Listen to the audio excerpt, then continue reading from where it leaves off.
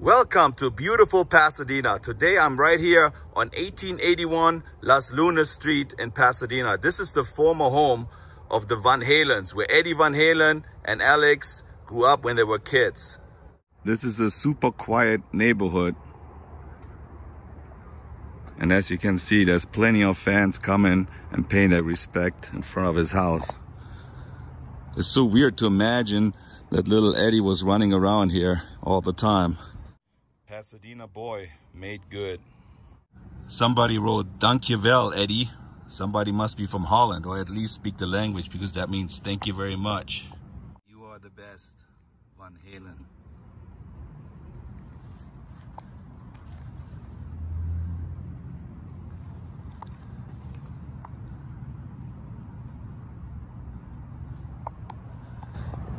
And that's the yard. I think there's a picture on the internet where you can see both kids playing right here. I tried to find it and match it up. I think somebody's living in there. Yep, that's the door where you walked in and out plenty of times. When the Van Halen family moved over from Europe, or if you would pronounce it in Dutch, the Van Halen family moved here in 1962. They came here on a big cruise ship, and Eddie and Alex's dad, he was a professional musician, and he played on the cruise ship piano. That's how he made a little money on the side. And whenever he was done playing, little Eddie was still at the room and playing the piano. So he was used to playing in front of a little audience already when he was a kid. And his mom always wanted him to learn the piano because he already thought, I mean, both of the kids learned the piano, I think. And his mom always knew that he's probably going to follow in his dad's footstep and become a musician too. I can just repeat what I read and what I heard, but it would have been much nicer if Alex would be here and stand right here and do the video and explain exactly what happened when they grew up here in Pasadena. It is a 2-bedroom apartment. I just want to show you what the fans left for Eddie here. Of course, flowers. The Vela, Eddie. We got the Pasadena Weekly, rock and roll, Mozart. Even a little pumpkin with Eddie Van Halen. Flowers.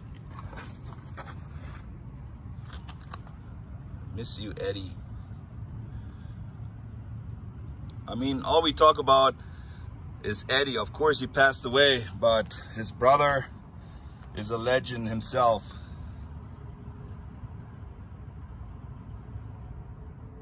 I guess there's some fans group. Somebody brought it over here.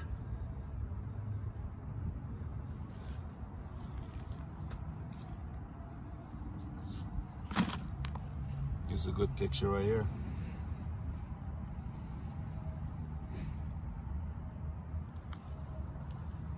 Rest easy, Eddie. So the Van Halen family moved from Holland to the United States because they tried to escape the racism they experienced in Holland. His mom was Asian, and a few times she was refused service in a store and a restaurant. So they were hoping America is going to be a much better land for them to live.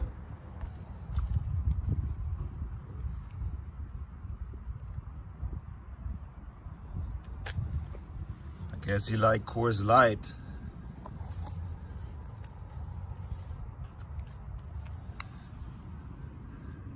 There's a concert ticket and a signature. The guitar pick. Look how cool this is. Somebody put stripes on a red balloon.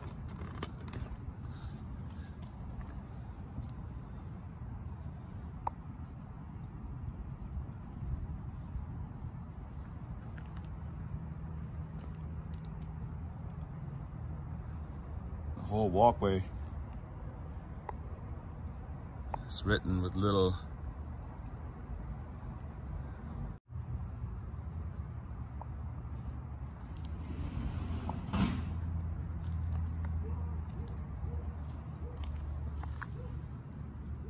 Gene Simmons once said, if there would be a guitar god, His left hand would be Jimi Hendrix and his right hand would be Eddie Van Halen.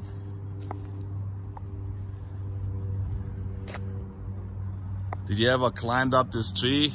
You probably did. I think this place should have been made into a landmark. Or make it in a little museum. That would be awesome too. Eddie passed away way too young. He was only 65 years old and he died of throat cancer. Always a good looking guy. And look at all those guitar picks. Got some sunglasses. Dear Edward, you're my favorite guitar player. You have shaped a big part of my life and my family. I wish you and your family well.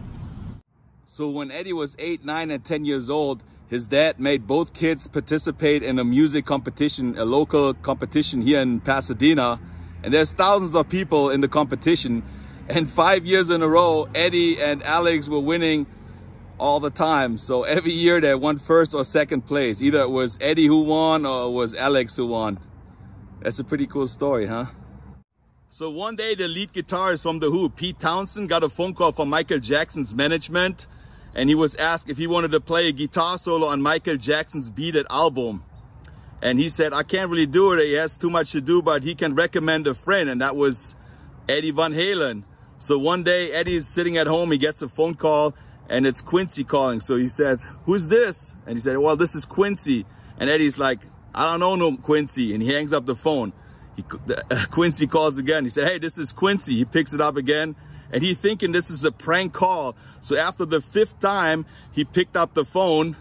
And then Quincy said, hey, this is Quincy Jones. We want you to play on Michael Jackson's Beat It album, the guitar solo.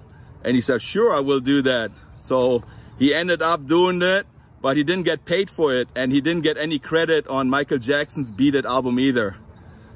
But I'm sure, or from that's what I heard, Michael Jackson bought him a brand new nice guitar. And look at this, one of those fans right here brought this guitar. How cool is this? This is the Frankenstein guitar. Yeah. I don't know how to play guitar, but this is pretty dope, man. Cool. I built it myself when I was 16. Nice. 46 now. So let's go to the next location. Let's go in the alley around the corner here and see the house from the back. That's where the garage is, where they always practice. This is the back, the alleyway, 1881. And this is the garage, the shack. This is where Eddie was practicing. Can you imagine how loud this was? If those walls could talk.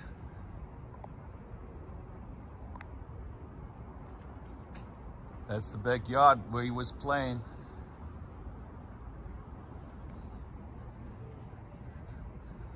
Everything looks exactly the same. I wonder what's in there now. Hours and hours he spent in here, writing music, building guitars. Not only was he practicing in here and writing music, he also built his own guitar in here, the Frankenstein guitar. He got a Fender guitar and a Gibson, and he took it apart and made his own Frankenstein guitar. They call it Frankenstein because Frankenstein was built from different body parts. And Eddie did the same. He took like 2 different guitars and made one of them. And he said he didn't really know what he was doing, but he did it anyway. And in the end, it worked out great. So when he finished putting the guitar together, he looked at it and he spray painted it black. But he said it was too boring for him. And then that's when he started putting stripes on there, spray it over with red, white, and black. And that's how the Frankenstein was born. Right here in this shack. Man. Of course, he was not living here anymore when you start making money. But it feels like any minute this door can open up and Eddie comes out. He said, hey man, why don't you come in and listen to my song? Another funny story I think that changed music history is when Eddie bought his first drum set, he was playing the drums. He didn't really want to play the guitar. So Alex was playing the guitar. And when Eddie stopped playing the drums, Alex came over and tried the drums. And you could hear, that's what Eddie said right away, that Alex had way more talent. He actually made music on the drums, he said. And he said, okay, You take the drums, I'm gonna take the guitar. Just imagine that would have never happened. Music history would be totally different. We would never have the greatest guitarists in the world. And that's how easy the universe aligns everything. So let's go to the next location, the liquor store, and where Eddie Van Halen carved his name in the concrete. Let's go. Just imagine how many times Eddie walked down here with his brother, right here in this alley, made a left turn, right there where the liquor store is. So right here on the corner on Allen and Villa, that's where the liquor store is, where Eddie Van Halen always bought his liquor. That would be right here. And for some reason, one day, he was walking back to his place, which is a little further down, and he saw this wet concrete right here. And he thought, why not just try to carve my name in here? And this is right here. One day he was kneeling down just the way I'm doing it right now, and he wrote in here, or scratched his name in here, Van Halen. That was 2 years before his debut album came out. And actually they tried to carve it in here too. If you look closely, they started here with the Van. You see this one is carved in too, but he never finished the Halen. So look at all what people write down here. What an inspiration. We love you, Eddie.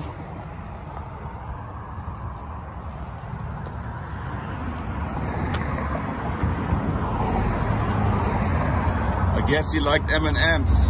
We got another great Van Halen fan. You look at his tattoo right here. What were we just saying about the M&M's? He liked M&M's. What was the story? Oh, the thing about Van Halen was whenever they cut a deal with a certain promoter, where they were going to do a concert or a show, one of the catches was, we want some M&M's, okay? We want some M&M's for the band. But you gotta take the chocolate ones out. Really? And if you don't, and we find one chocolate M&M in there, you break the contract, man. All right. And we keep the money. That's pretty cool. They were smart. A spaghetti Western mentality. So my theory was that they just bought some liquor one day and walked here and they saw this wet concrete, but this fan here told me a different story. Can you tell me that story again, please? Yeah, I'm a Pasadena resident. I was born in Pasadena, 1970, St. Luke's Hospital. I had a classmate, and back in the 70s, his mom used to own the corner spot right there. It used to be a little Mexican restaurant. So the band actually used to go over there and just grub out. It used to be just like a counter and some chairs. You used to go in there, and she used to just make you some burritos or tacos or cualquieres, you know, cualquieres a comer. So they used to always go over there and grub out, and my friend, his mom, owned the place. So that's how I knew about the whole Van Halen insignia inside this wet cement.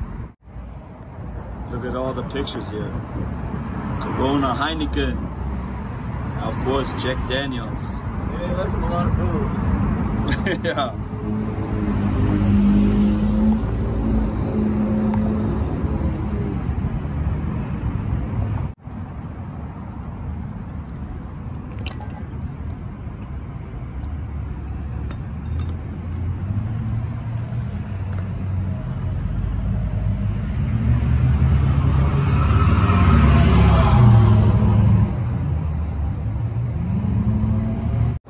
So Eddie published a magazine called The Insider, and that's where he admitted that he actually carved the name Van Halen into the concrete. So it's a true story. It was him. This street is called Coldwater Canyon, and address 3371, which is up there. This is where Eddie's studio 5150 used to be, or still is. I don't know. I can't have any access to it. I drove up there, but you can't really get any closer. So it must be somewhere up here. But then when you walk to the right here a little bit, so it must be the right address. Somebody put like a little shrine here on the fence. We will love you forever. Eddie Van Halen, rest in peace. So I guess it was the right address, but I cannot get close to it, to the studios. And from what I read is that Eddie Van Halen is going to be cremated and he's going to be laid to rest at the Forest Lawn Cemetery in Glendale, right there where Michael Jackson is. And I think his parents are buried there too. And that was it from Pasadena, from the Van Halen's house. If you liked the video, give me a thumbs up, push the notification bell, and subscribe to my channel. And don't forget to rock on. Rest in peace, Eddie. We miss you. Tschüssing.